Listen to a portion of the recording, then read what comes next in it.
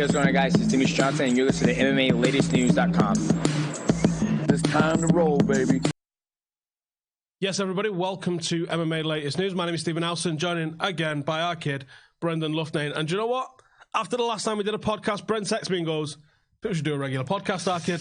Do you know what? I really enjoyed it. You know, we've known each other for how long now? I had a proper buzz Nearly last 10 time. years, lad. A long time, mate. We've trained together for a long time as well. So why not, mate? Branch out from fighting a little bit. I enjoy chatting shit, so why not? So this is literally what we're doing. We're going to try and have a weekly podcast. We're going to sit down, especially with Brendan's on the cusp of probably some greatness, I hope, lad. And we're going to go talk about what's going on the inside of a fight camp. We'll talk about the biggest news that's going on in and around the world from all the biggest organizations. We'll see what you guys want to talk to us about in terms of the questions. So make sure to get your questions in as well. And before we get into any of all of that lot, this video is sponsored by the good folks at BetBull, and you can come and follow us.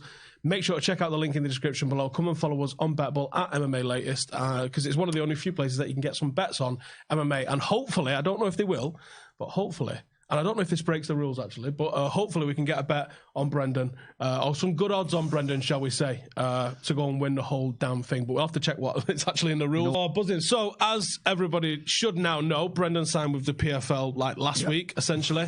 That was on the table prior to going on the Contender Series, but I think for obvious reasons that gets iced because there's a UFC contract on the table, which is the ultimate goal always. I mean, yeah, it was. But, you know, as you get a bit older, the ultimate goal is obviously money.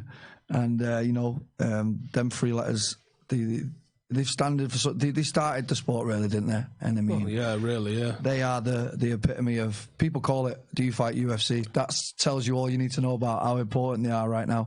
But it's not the only way now.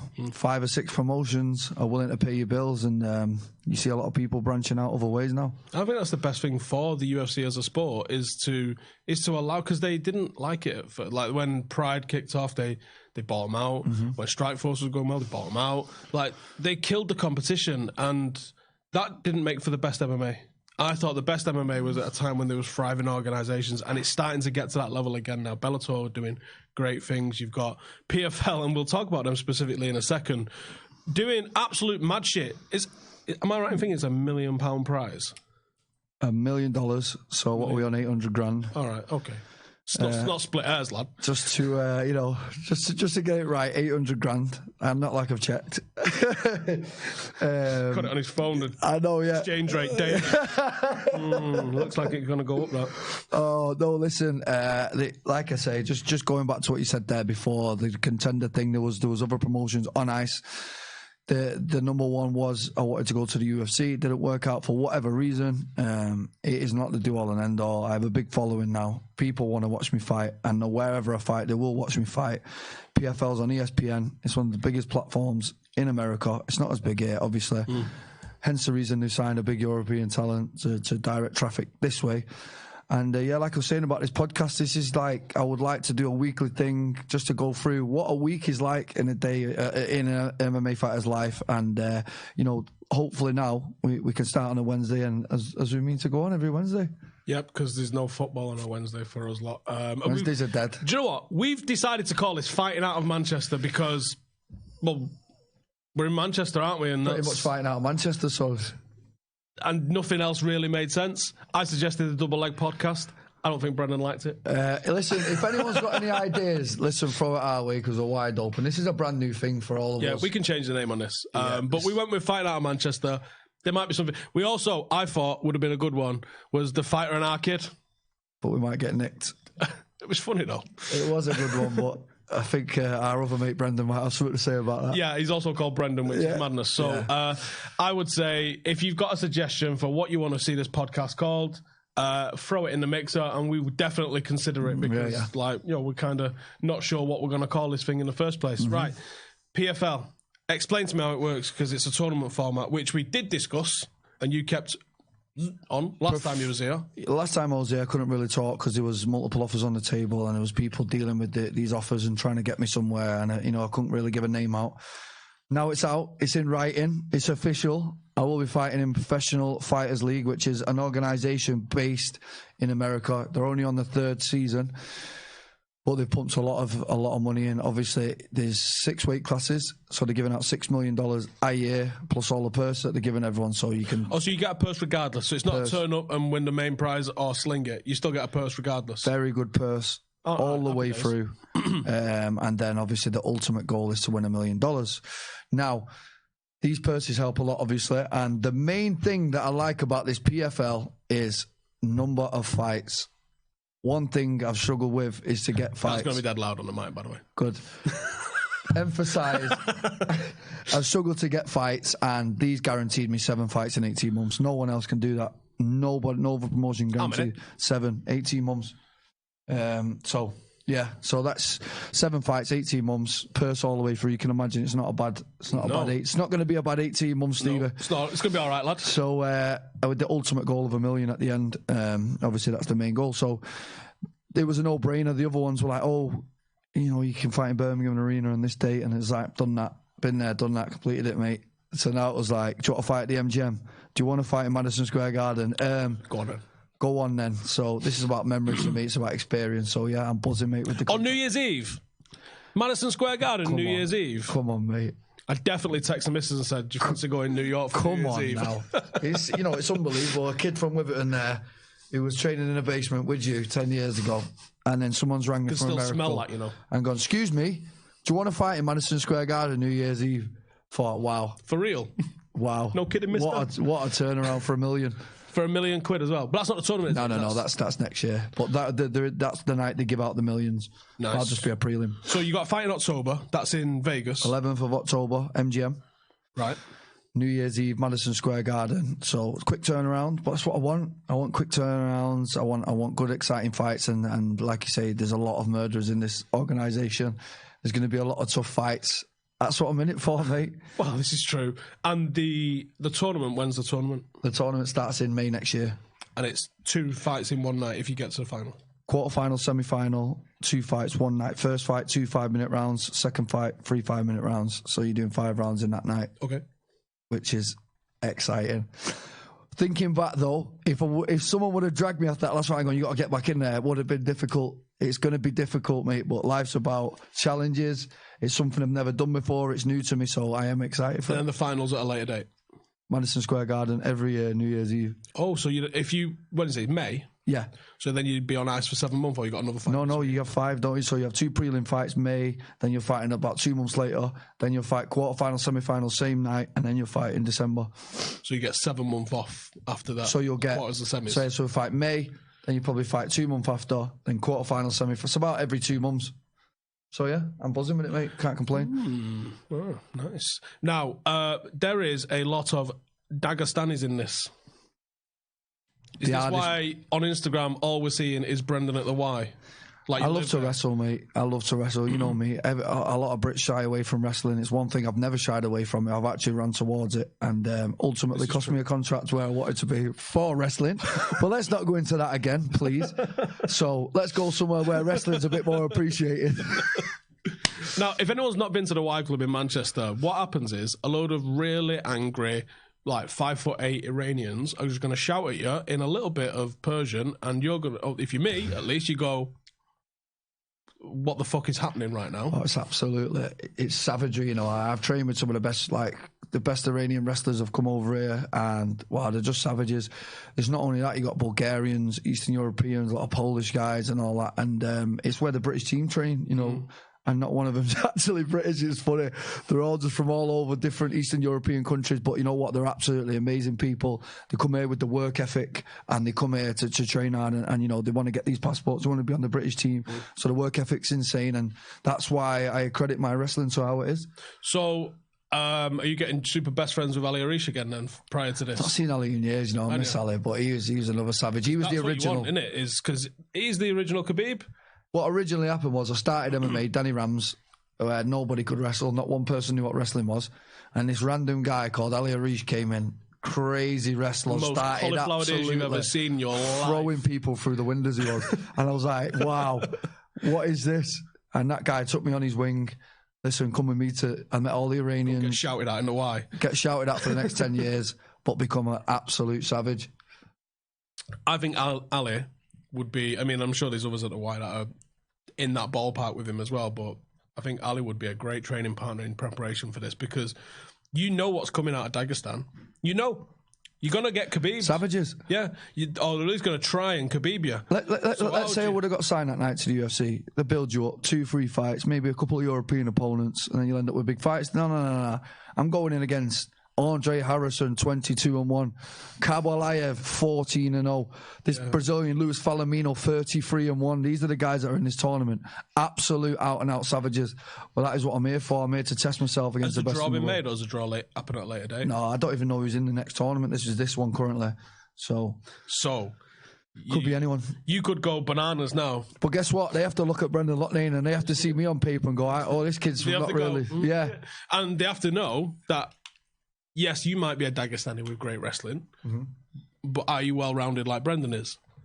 Because I know that you're going to be focusing on wrestling for the possibility of fighting a Dagestani, but you could just as easily get a kickbox like you had in the last fight. You could have someone that's a striker. He's MMA, man. You know, you can have anything. You have to fight twice in one night. I mean, and you might, if depending on how this draw goes down, you potentially got to look at 3 or 4 opponents and go like, right, okay, so fighting against him, I got a strategy for him, and then if I get this to the semi, how exciting is that, mate? On the fly game planning. It's just like, let's have it. I bet Dominic Cruz is hard as a motherfucker thinking about how he's going to help plan for this. I know. I mean, like you say, you're just putting your name in a hat and you get him. All right, sweet, and that's pretty much how it's going to go. In fact, I need to have a chat with Dom about how he's going to game plan this because I bet he's got a notepad on. Dude, they can't really be a game plan, can they? You just have to be fit. You got to be strong. You got to be ready, and you just got to have it, and that's pretty much it. Dom will. Got to be ready for all 11 guys. Now, what I saw with the IMAFs, because I thought it was very interesting, the winners of all the IMAFs in the tournament were grappling based generally, unless they're an absolute killer, because fighting multiple times. You fight multiple times. Who takes the most damage? Strikers. Wrestlers. This is the time that you do double leg in the last 10 seconds because fuck taking any additional damage when I'm fighting in 2 hours. Fuck that noise all the way. Well, Lance Palmer is 7-0 in there now. He won the featherweight tournament last year. He's smashed another 2 guys this year. And he's the epitome of taking them down and holding them. And he's just going through everyone in this tournament. Do you know Adam Amasinga?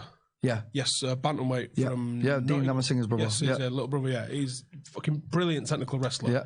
He wet blanketed the... And I mean, no disrespect with that. And I mean, it was technical, fantastic. Yeah. Wet blanketed the fuck out of... I think it was the Euros at IMAF. And it was an absolute fucking clinic on... I'm not going to take a single punch. Brilliant. It was a little bit more exciting in the quarters or the semis, but it comes to the final, it was like, I'm just going to fucking take this medal, no problem. Nice. And I think sometimes that's how you got to go. Do you know what? Speaking to you now is probably the first time I've actually thought deep into what I'm going to do. I'm not joking, mate. Oh my I've literally just got myself back in the gym, getting fit again. And the rest will come, mate. You know, I've been doing it 11 years. If I don't know what I'm doing now, I'm never going to know, am I? But like we said, with them 3 defeats, that's on the record. Sometimes you probably should have gone for a fucking double leg at the end and try and stall a round. And I think in a tournament format, I think it's got to be in your mind. I think you've got to. I think you've got to go in there and go, I'm gonna fucking be the judge's little bitch here. Yeah. Fucking take this. Or you can just knock them out and then they're already done. Then. Yeah, if you don't need the judges, then if you could just knock them out and move on to the next man and knock him out, then you're doing well, aren't you? I think that might be more the game plan for me. You know? That's definitely the plan. Fuck's sake, yeah, because just iron 5 out in a row and just go right. I've had it. Well, I tell you what, there's no better way to win $1 million. Would be brilliant, wouldn't it? Just ironing every single person out. You know Prince Aaron from Drawsden, the boxer. Yeah. So he was in the prize fighter one that they had all on one night in London. We travelled down with him to go and watch that. I mean, that was a top night on the piss after he won that. And that was only for 32 grand. I think it was the check that he got. It was a big stupid checks that you get by the end of it, and he won it all in one night. And it's a fucking brilliant thing when you see them fighting in tournaments. It's a fucking mad idea, but it's a brilliant experience, if you like. You know what it's like? It reminds me of going back to the Coliseum, Caesar standing at the top and going, right, you lot, scrap it out. Original UFC. And he's like, nope, and then the winner gets all the caper. He's off. And that's what I'm in it for, mate. I'm in it to see. I've always thought to myself, I'm good at that, but how good am I? And this 33-1, 25, these are the guys. Yeah, there's no... Okay, how good are we then? Let's see. We'll find out next year. Jesus. Yeah, this is UFC 1 territory, isn't it? Brilliant. All on one night. Brilliant. Who's going to fucking win? Right, we have got some questions from you guys. We are going to keep coming in with some more of these as we go through. And we've got a couple of things that we're going to touch on later on as well. Mazdak says, prediction of Colby versus Robbie and thoughts on Nasrat as a prospect. We're starting Colby versus Robbie, because what do you think of Colby Covington at the minute? Because he's definitely trying to play a role of being a bellend, which I think he's definitely achieved. Do you know what? It's pretty embarrassing. I've not actually seen one of his fights. I don't know anything about him. All I see him is running around. But well, I think that's more of an epitome of the guy, to be honest. That you have don't you know watched his anything. fights? Yeah, but very good. He's all right. He got himself an interim title. Fucking savage. At what point Robbie Lawler does Robbie Lawler's history catch up with He's a savage. Look, man, you see what Woodley did to him? I mean, I nearly lost my fucking mind when I saw him. He's such a savage. I'm such a Robbie Lawler fan. I just hope he carries on to end people and scream how much he loves it. Okay, on that note then, because one of the notes I did want to talk about is obviously we've got BJ Penn returning again. Jeez. Do you think someone needs to step in with him? Because he's not won since about 2010. I know that Nick Lenz even calling him out. Like, come on, why'd you want to call someone out on a fight losing streak? Just looking paydays, aren't they? Let me just pull up shirt. Yeah. Fair play to him. I mean, do you know what? I seen a coach interview that his coach did where he said, "Listen, his life falls apart when he's not in camp," and I can somewhat hear what he's saying. Us as fighters, mate, you're forgetting this is all we know. All we know is to get up every day, train. And BJ's tried to retire, and obviously there must be something, because he had a 3-year break, 24. That's really sad seeing all them red dots on his record. So I grew up loving BJ. Lost to, though, Rory McDonald, Nick Diaz. You go all the way back to who he lost that. I mean, Machida, that was a light heavyweight, I think. Jens Pulver, Machida, George St. Pierre, Matt Hughes, George St. Pierre again, Frankie Edgar, Nick Diaz, Rory McDonald, Frankie Edgar, Rodriguez, Seaver, Hall, Guida. Like, if you're not beating Clay Guida, mate. BJ, you're an absolute legend. People like me look up to you. A lot of people look up to you. Just call it a day, mate. I know our lives are a mess without fighting. They're a total absolute shit show. But we have to find life paths out of fighting. Hence why I'm sat next to Steve here, having a little buzz every Wednesday. See how this goes. He's now 50% win ratio as well.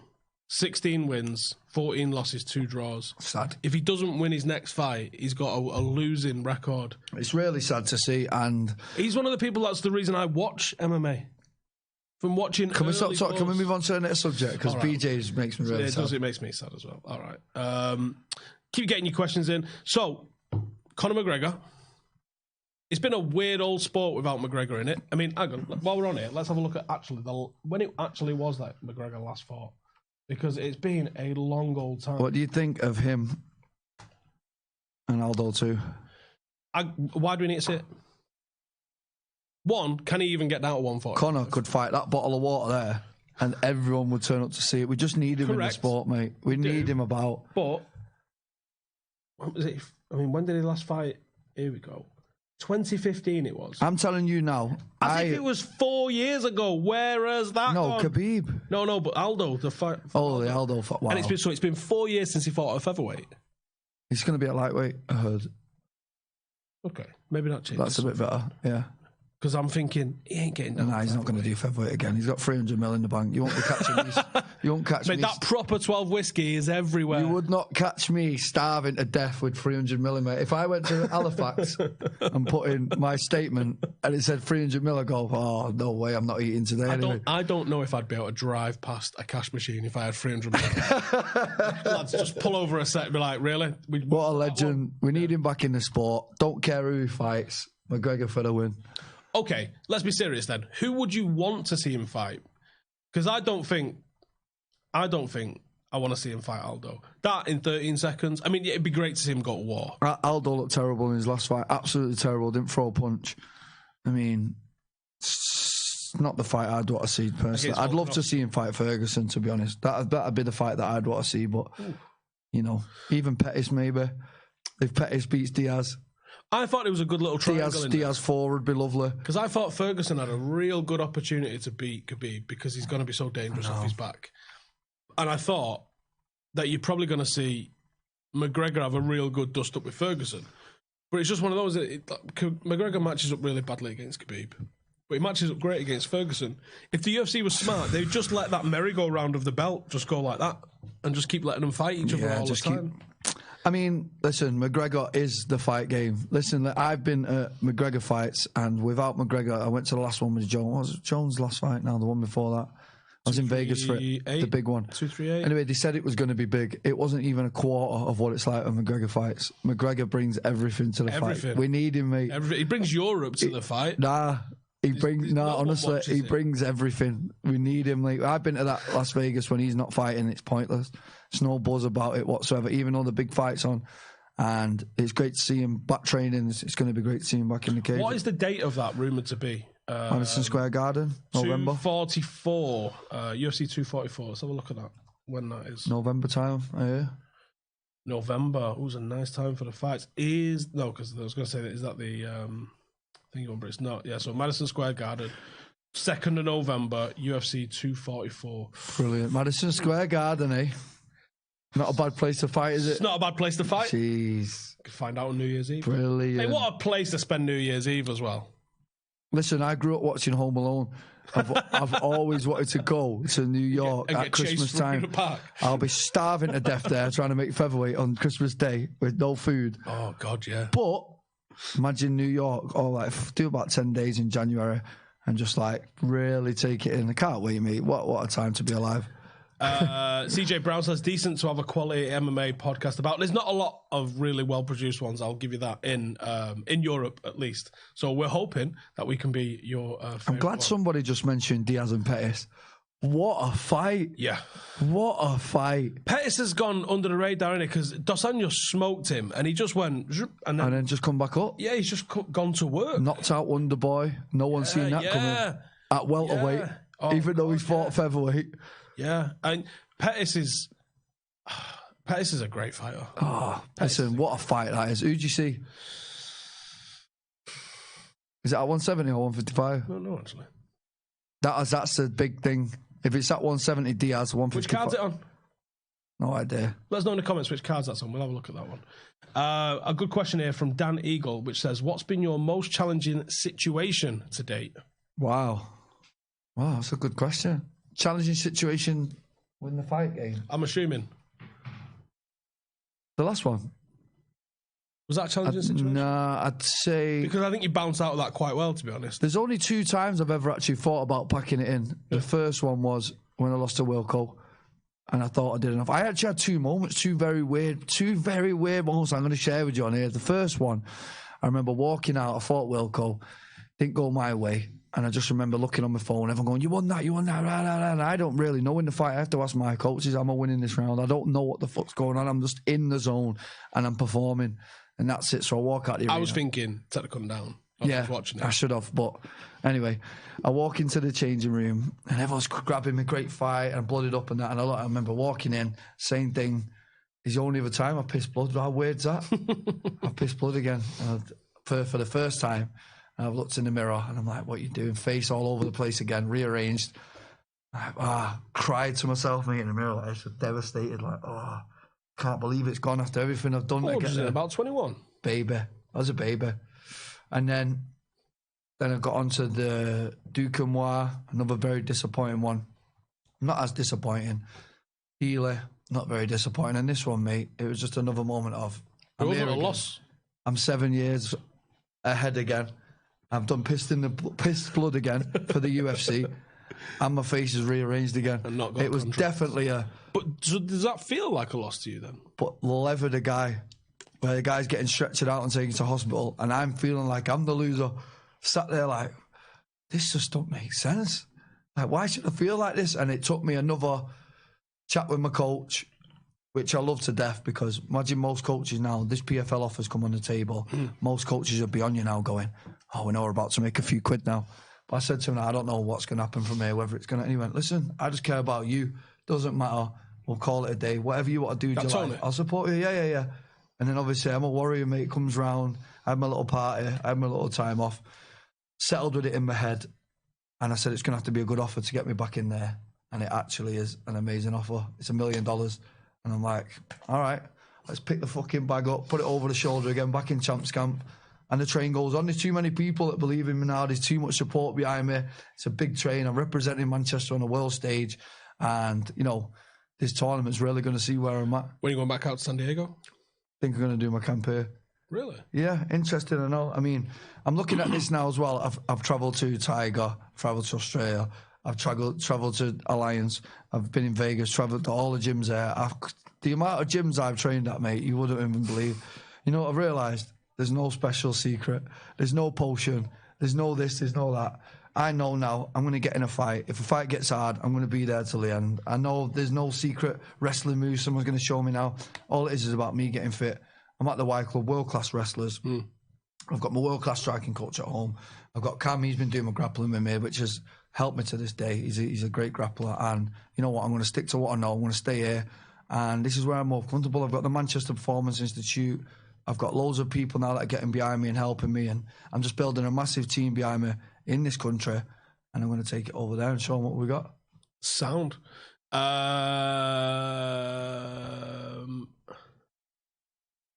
Who felt sick? I felt sick too. Who's that one?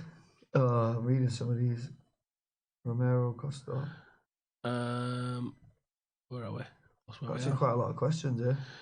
When Dana didn't call your name and the contender, that was it, yeah. Massive finish, but happy with how it's all planned out for you now. Thank you. Chilling. 241. Okay, so UFC 241 is Pettis and Nate Diaz. Now that, at least in the top end of the card, at least, starting to look like what a good card is, because 240 was a bit ordinary. DC and Stipe, mint. Pettis and Diaz. Joe Romero's mint, back in there. It is at 170. It is at 170, so that's interesting. Diaz is far too big at that weight. Yeah. He's a big lump. I'm thinking, but Pettis' striking's crisp. And his range. Diaz is... And he's been out for a long time, though, Diaz. But he's a weird guy, though, isn't he? I know, he just loves it.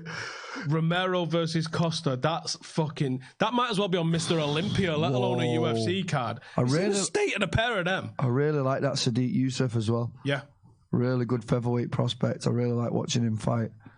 There's some good names on this. Asun Sao's fighting all the way down on there. That's a good card. Brunson's in it as well. That'd be a good night to stay up for. Yep. Can't wait for Pettis and Diaz. I don't know why. It's just 17th. We'll be doing a live for that as well. It's so exciting, mate. It is. I mean, Stipe and Cormier, don't really.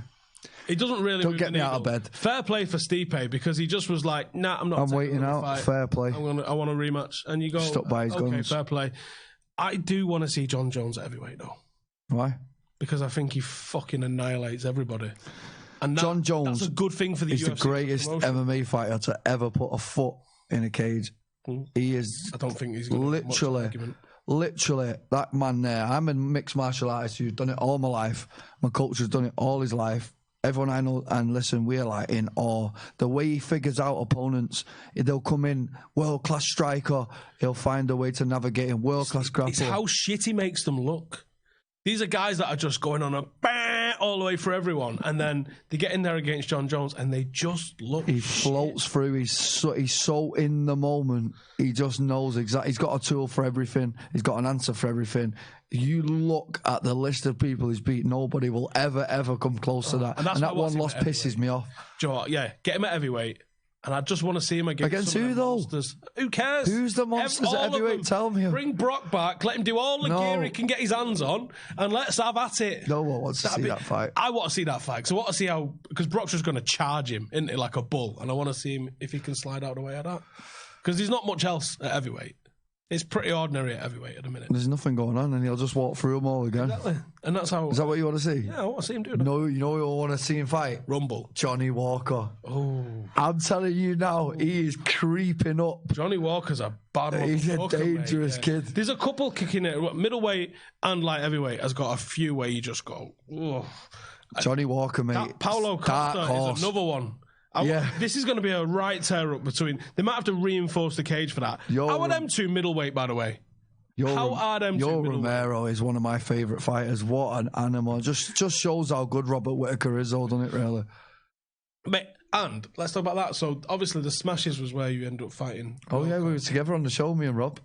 Which is a weird thing to see how well he's doing. Because was it a welterweight and lightweight? Rob Whittaker was 21 years of age. He was the same age as me. We were two young kids. He was on the Australian team. I was on the English team.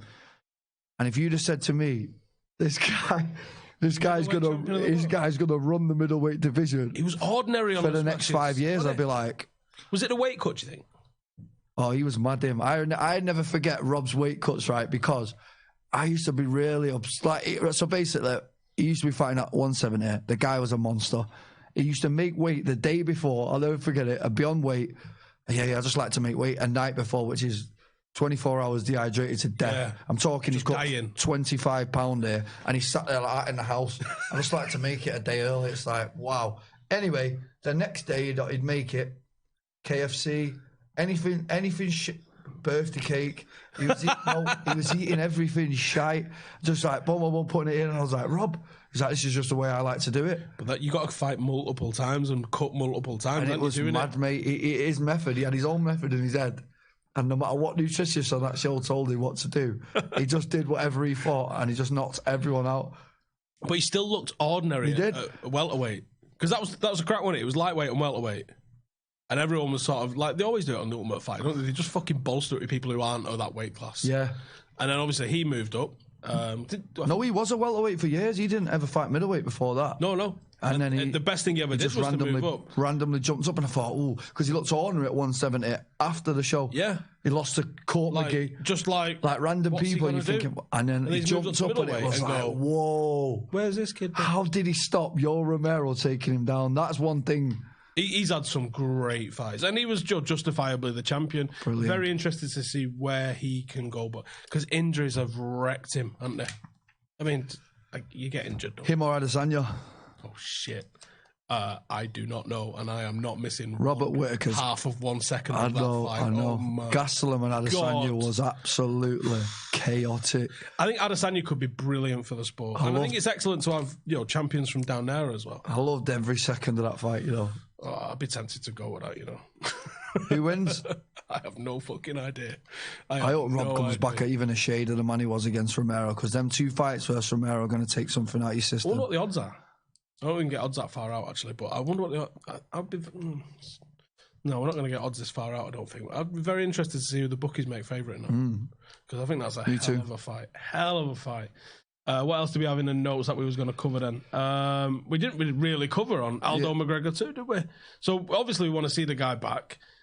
How do you think it goes down? Does it go down any different? Conor Does beats him again. 155 make any difference whatsoever? Conor beats him again. Conor beats him. Conor's so sharp on the feet. It's not going to be 13 seconds this time. So he's so dynamic. He's so good with all his weapons, and I just think Aldo's a 1-2 low kick guy. Don't get me wrong. If he hits you with the 1-2 low kick, it's curtains. But I mean, what we've seen from Conor is diversity in his attacks on the feet. Can't see Aldo trying to take him down. I think he's going to stand with him. And anyone that stands with Conor and actually stands with Conor, it's a pretty short night, isn't it? I'm trying to think who's really... He made Max Holloway look very ordinary, and look at him now. Right, this is something that we was going to touch on. Obviously, we saw Max extend his run at featherweight, which is a bit of a jib, really, because he did go up to lightweight and lose. And he's like, well, he's got this record at featherweight. But either way, he has got a record at featherweight. A lot of people calling him the greatest featherweight of all time. As a fellow featherweight, where'd you rank him?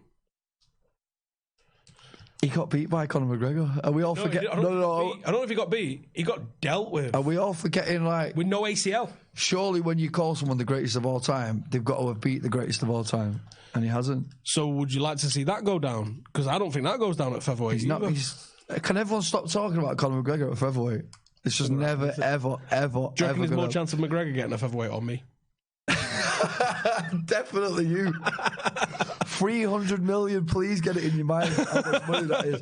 Do you think... Cut weight, get Ben. I'm eating caviar every day. And you want to ring me and say, do you want to starve? I go, no, I don't want to starve. I want to eat this caviar. I'm going Greg's. I'll fight 55 because I probably walk around 170. I could do that overnight. 255. Yeah, Conor is not going to be fighting at 145. And he looks so ill. He looks like someone who... Wow. He gets it done, fair play to him, but he does... He really went for them cuts, didn't he? Deaf, doesn't it? I think... Was it the one where Uriah Faber? Remember that one? The Chad Mendes one. He looked like one of the smackers. But you know what? He never missed it, did he? Nope. And he looked so poorly. He's been really ill on them weight cuts, mate. And that shows his mental strength, mate, because he's really gone down and cut big amounts of weight there. And I'll tell you, from cutting weight, It's the most horrific thing you can actually go through. For people that are watching this that don't really know about weight cutting, let me just explain what actually happens in a weight cut. I am 12 stone now. Yeah, I fight at 10 stone 4. So, okay, you think, oh yeah, you've got 11 weeks. No. I'm 12 stone with abs. So there's not much to go. You have to literally physically starve your body to death for them hold that whole time. Then you think it's a good idea to get to fight week while you're already starving and you still got 15 pounds going. You're like, oh, now I've got to get this 15 pound off. So it's a great idea now to sit in a sauna for 3 days. It's coming out your brain. So just have you had any weight cuts where you've really... I've had a really bad one. I fought on Bammer in Blackpool a few years ago, and I had a horrendous one where, like, literally, it was touching over if I was going to die or not. I had to, like, have the window down because the fucking fight was in Blackpool, and I just had my head out the window, tongue out like that. I was on weight, and I was like, am I going to make this or not? And then I got there. I had an IV. The IV didn't even go in because I was that dehydrated, and it went in too fast. Then I got ill, and then literally, they had to wake me up to fight. I was in the changing room, just like, oh, you're fighting now. I'm like, why you got to fight? Still went in and won the fight because I was about 50 kilo heavier than him. And I just grabbed him. He was like a child. But it was not big. It was not clever. And listen, that shit takes a toll on your body. So now I do it a lot more professional. Jesus Christ. Weight cutting is the maddest thing in the sport. It really is. It's the most stupid thing. And whoever come up with it's stupid. And anyone involved in it's stupid. Anyone who does it's stupid. Anyone who agrees with it's stupid because you're absolutely dehydrating your body. Then you're getting punched severely in the brain with a dehydrated brain. Stupid. Imagine if any of the United players had to cut weight the day before they performed. The amount, I mean, how did Rumble Johnson... How did Rumble Johnson I'll weight cut every day. 60 pound? It's no wonder he was inconsistent. He was nearly dead. You know what? Any girl I've ever met in my life, right, and start telling them about weight cutting, they go, oh, I'll give that a go. And then you start telling them. No, but it goes back on straight away. Like, oh, fucking hell. People don't realise it. I've done it once. I only had to do £6. How was it? 6? 6. Fucking hell. We're doing that in the morning an hour before. No, 6. It was hoodies, sweatpants, bin bags, skipping in the sauna. It's just stupid shit. Skipping in a sauna, right? And these old men. I did it at the baths in Moss Side as well. Not Moss Side ones. The Commonwealth Games baths. There's old geezers in there at 6 a.m. and just looking at you like. Funniest one I ever heard. What are you doing? Aaron Wilkinson. I've got to credit you for this. He was cutting weight in David Lloyd or some posh to him anyway. So he's passed out in the sauna. Boom, gone. But Aaron Wilkinson used to cut a lot of weight. Anyway, he's outside now. He's unconscious. This doctor's come out. He's filling him with water in his mouth. Look. Get out. Oh, my God. He's filling him with water. Dehydrated. And he's gone.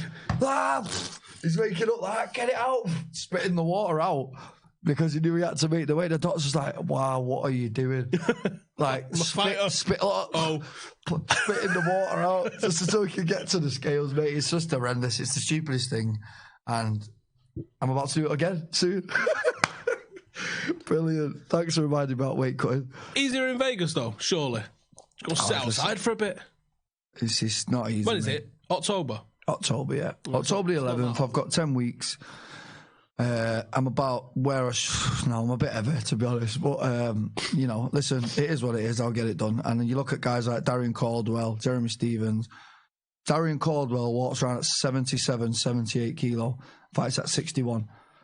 Jeremy Stevens, I've seen him on the scales at 84 kg, right? So you think about... He's a big lad. He's a thick lad. Thick will knock you the fuck out, man. And you want to go up a weight, where they're even doing that at the weight above. Yeah. Well, I say Rumble Johnson fighting at 170 when he's like 230, 235, and you're just like, didn't make sense. It just doesn't make any sense. It's stupid. I hope we get it out of the sport, but until then, I'll carry on just killing myself.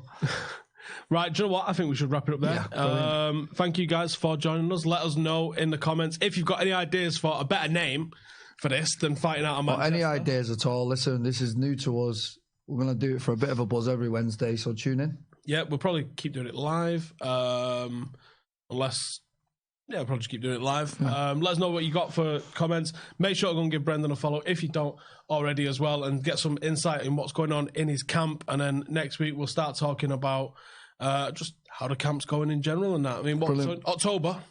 We have a 10-week camp coming up, so hopefully we'll get another 10 episodes. You'll watch my face decrease, my body decrease. you'll watch me turn into a little child again over the next 10 weeks. So, yeah, should be a buzz.